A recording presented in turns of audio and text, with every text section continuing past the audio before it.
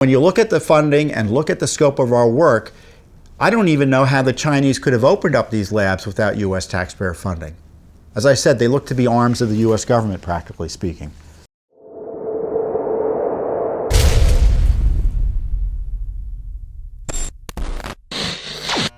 Next up, we go from Russia to China. And as I said, the corruption is just endemic in this city.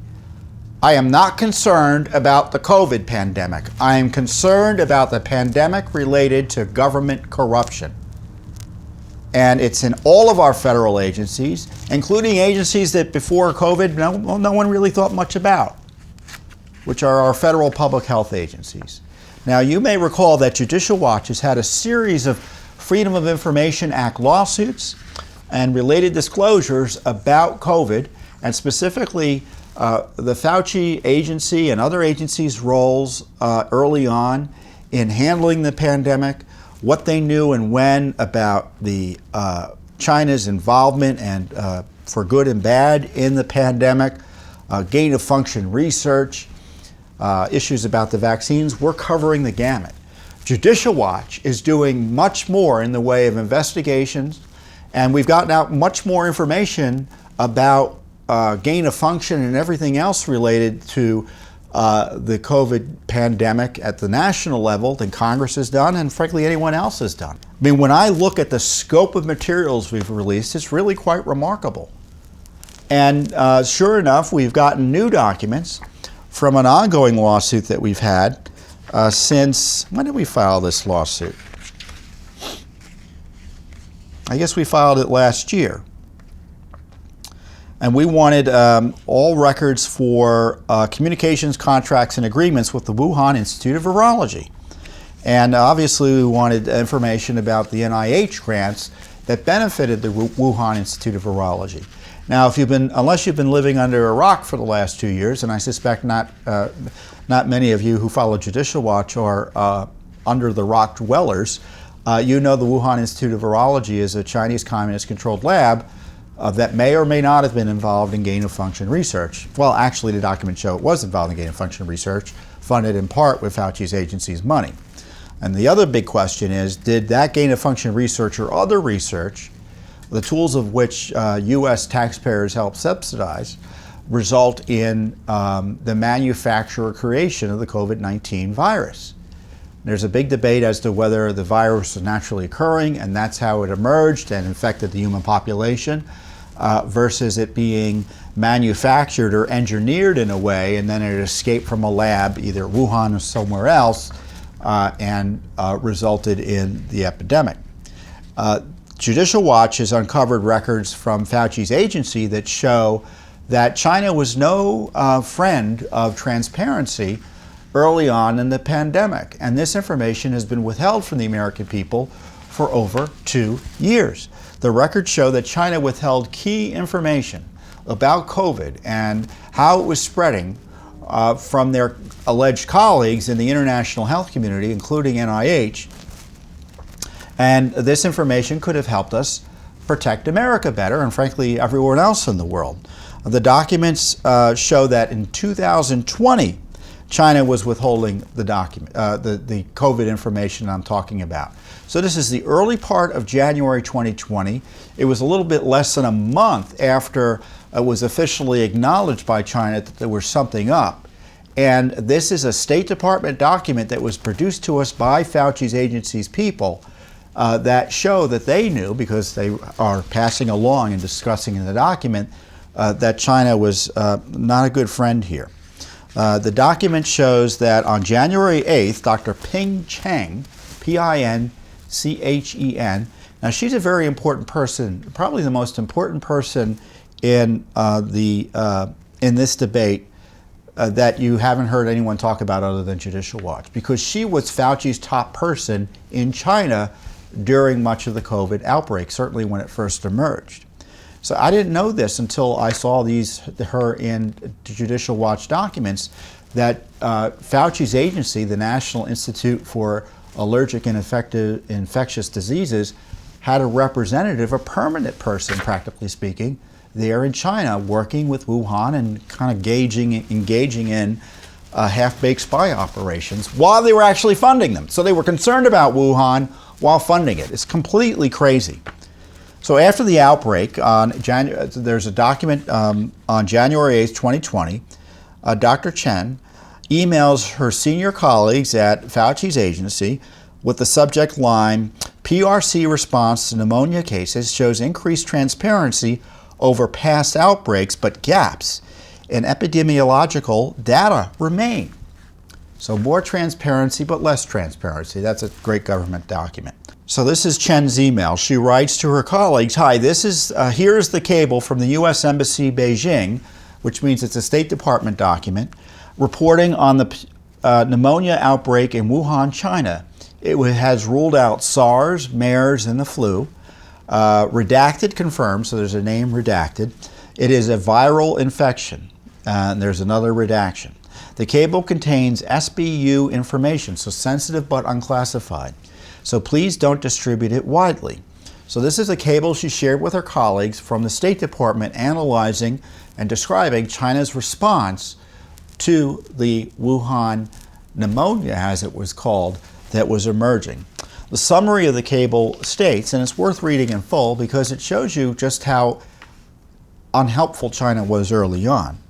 While PRC, People's Republic of China officials, have released timely and open general information about the outbreak, a lack of epidemiologic data, including an epi curve, a summary of dates of onset of illness, characteristics of infected individuals, and other basic epidemiologic information, hinders better risk assessment and response by public health officials. Again, hinders better risk assessment and response by public health officials.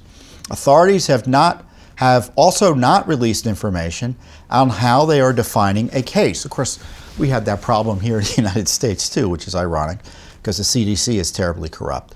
Given these gaps in detailed information to date and the lack of a final confirmed pathogen, the risk to the United States and global health is difficult to assess at this time. So listen to that paragraph. The Chinese have generally told us about this Wuhan pneumonia, but they're withholding key data that would help us figure out what the risks are to the American people. As of January 7th, the Wuhan Health Commission has reported 59 local cases of pneumonia with unknown cause. Note, Wuhan, a city of approximately 11 million people, is the capital of central China's Hubei province. According to the Health Commission, some patients are vendors who work in the Huanan seafood market, which also sells live exotic animals, including beavers, snakes, porcupines, and deer. Health officials state there has been no confirmed human-to-human transmission of the disease and no cases among health workers. Laboratory investigations have ruled out influenza, avian influenza, SARS, MERS. I guess the MERS is short for the Middle East Respiratory Syndrome, and other common respiratory pathogens, and are awaiting final pathogen results. Again, PRC officials on December 31st, 2019, alerted WHO to the pneumonia outbreak. So actually, this email was only a week after it became publicly acknowledged, at least by the Chinese. WHO contacts told embassy officials that PRC health departments continue to provide information about the outbreak in accordance with WHO's international health regulations. While China has been forthcoming with standard information, WHO contacts note they have not received more detailed and potentially useful information, again, such as epi curves or other epidemiological data. The flow of official PRC information on this outbreak is limited to that coming from the Wuhan Health Commission and National Health Commission. So, trouble in China, big trouble. And we're not told about this for 2 years. Now, you may recall that Judicial Watch uncovered shortly after this came out that WHO or one of its subcomponents was trying to put out a press release praising international cooperation on China. And WHO sent an email, or one of the top people there, sent an email to Fauci saying, hey, take a look at this release, we want to send it out, and please note in particular, and I'm paraphrasing since I don't have it in front of me, the special praise we dole out to China here. So China is withholding information, and WHO knows it's withholding information. Fauci's agency knows it's withholding information, and shortly thereafter, they start praising China anyway. You can bet Trump wasn't told this crap. On January 30th, they knew that it was getting worse because Chen, again, Ping Chen, Fauci's person in China, forwards to her colleagues a detailed situation report on the Chinese government responses to the virus that was spreading across the country. So this is less than a month later. So they had travel restrictions, quarantine measures, and all sorts of other things that were taking place in cities across the country, including Beijing and Shanghai and major cities like that. So this is also interesting. On April 15th, 2020, an official whose name is redacted sends an email to colleagues labeled Wuhan Institute of Virology cables. As I'm sure you are quite aware at this point, the cables from a State Department agency wrote on the Wuhan lab and the concerns we had about the findings of the papers on bat coronavirus research has become big news recently. So they all know that there's an issue with Wuhan Institute. Again, these are documents they're only turning over to us now, even though they were created on April 15, 2020. Another major find that we have in these documents is that we were helping Wuhan in all sorts of ways in the years running up to the outbreak of COVID. And we weren't just helping Wuhan, we were providing support to other labs and frankly, similarly dangerous labs all over the world, including in India. An official forwards an email exchange, for instance, in April of 2018, a cable on the Wuhan Institute of Virology visit. China, and this is how the cable begins, the summary. China's Wuhan Institute of Virology, a global leader on virus research, is a key partner for the United States in protecting global health security. Its role as an operator of the just-launched P4 lab, which, as you know, or you may know, means that it's one of the most highly secure labs in terms of its ability to handle the most sensitive pathogens. The first such lab in China opens up even more opportunities for expert exchange, especially in light of the lab's shortage of trained staff. We were staffing Wuhan's lab. Let me say that again. We were staffing and training Wuhan's lab. And we saw this as an arm of the U.S. government for all practical purposes when you look at material like this. How else would you interpret it? The cable also mentions that there is a U.S. Centers for Disease Control supported P4 facility in Pune, India, P-U-N-E. I didn't know that. Did you know that? What are they doing in Pune? I mean, do you trust Fauci's agencies or any of these deep state public health agencies to monitor what these labs are doing? I don't. And we're going to stand up a second lab in Harbin. Now, I've never heard of Harbin, H-A-R-B-I-N. Well, it's another city in China. It's the capital of a major province in northeastern China. And I've seen other documents, and they're all on our website. So we don't hide this from you, the American people, unlike the government. We get these FOIA documents, we put them out there. So sometimes you get people saying, well, Judicial Watch, you can't trust Judicial Watch. How can you not trust us? We put the documents out there.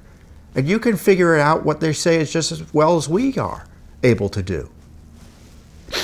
And but the documents that we previously have found shows that we were helping the biological, what I consider to be weapons-oriented research, but they don't want to call it that. But what else would it be there for? They're pretending it's all just civilian research. Do you think the Chinese are doing this for civilian research purposes? I'm sure in part they are. But what else do you think they're doing it for? Defense and offense. But when you look at the funding and look at the scope of our work, I don't even know how the Chinese could have opened up these labs without U.S. taxpayer funding. As I said, they look to be arms of the U.S. government, practically speaking, namely Fauci's agency. The cable notes that Chinese officials described the Wuhan lab as a regional node in the global biosafety system and said it would play an emergency response role in an epidemic or pandemic. So their actual response role turned out to be suppressing information that we needed to figure out what the heck was going on in Wuhan with this COVID lab. And we still don't have the information. I mean, there have been 2 studies that were put out recently, interesting ones, and I encourage you to look them up because believe it or not, I don't necessarily think it's a matter of faith that that we have to believe that this COVID emerged out of a lab versus naturally. So it could be either one. I don't know, and if it is one versus the other, we take steps accordingly. But there are 2 new studies that have come out that suggest they have some data analysis. Again, that isn't perfect because of China's suppression of information that highlight further highlight the possibility that it didn't merge in that area around that wet market that's been famously highlighted. But even they note that they still don't have enough information, although they think their work is persuasive. It continues. Experts from the NIH supported P4 lab at the University of Texas medical branch have trained Wuhan lab technicians in lab management and maintenance, Institute officials said. NIH was a major funding, along with China's National Science Foundation, of SARS research by the Wuhan Institute of Virology's blacked out. Finally, the cable notes, blank with the EcoHealth Alliance, which of course has been linked to this Chinese gain-of-function research that has been largely confirmed by documents uncovered by Judicial Watch. In New York, a New York City-based NGO that is working with the University of California, Davis to manage the blank.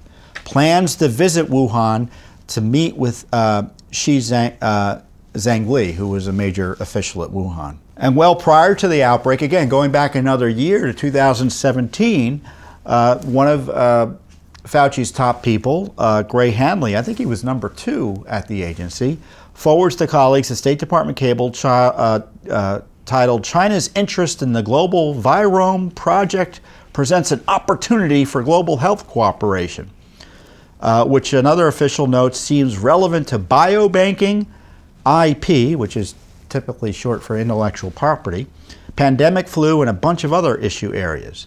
The summary of the cable begins, the proposed Global Virome Project, an international, non-governmental organization built on a decade-long prototype initiated by the U.S. Agency for International Development, which is another agency involved in funding these labs and similar research, seeks to address vulnerability from emerging diseases by creating a global database of viruses of animal origin and identifying those pathogens with greatest potential to jump to humans through sequencing their genomes, understanding the ecology involved in transmission, and assessing risks to humans. This knowledge could then be used to devise treatments and countermeasures. So I suspect that, well, I don't suspect because this is what they say, U.S.-China collaboration on this project is an opportunity to lead innovation in science, collaborate with China, and potentially contribute to scientific breakthroughs. So they were using this project, again, funded largely by the U.S. government, to work with the Chinese, our great friends, the Chinese. That turned out to be one of the biggest mistakes, assuming it was done in good faith, in world history. The records include also an email between the U.S. Embassy in Beijing back again in February 2018, in which NIH officials were monitoring the Chinese media. And some of this we've talked about before. They were looking at highly pathogenic viruses at the Wuhan Institute, so they knew that was happening. A new nanotechnology-based flu vaccine, that sounds interesting, that's been raised before. China advances in human gene therapy, in which China is helping to advance gene and cell therapy and genome editing research by creating novel viral and non-viral vectors for gene delivery and innovative applications of CRISPR technology in a broad range of disease areas. Boy.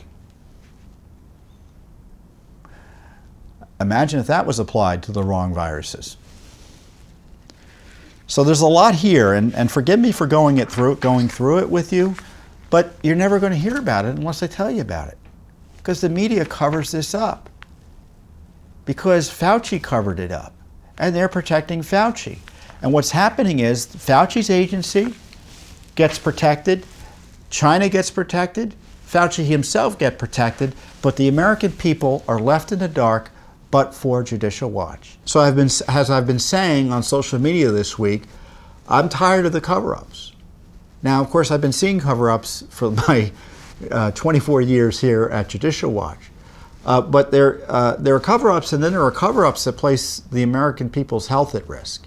And when they're lying for China and protecting China and not pressing China as they should, as we're facing this dangerous pandemic.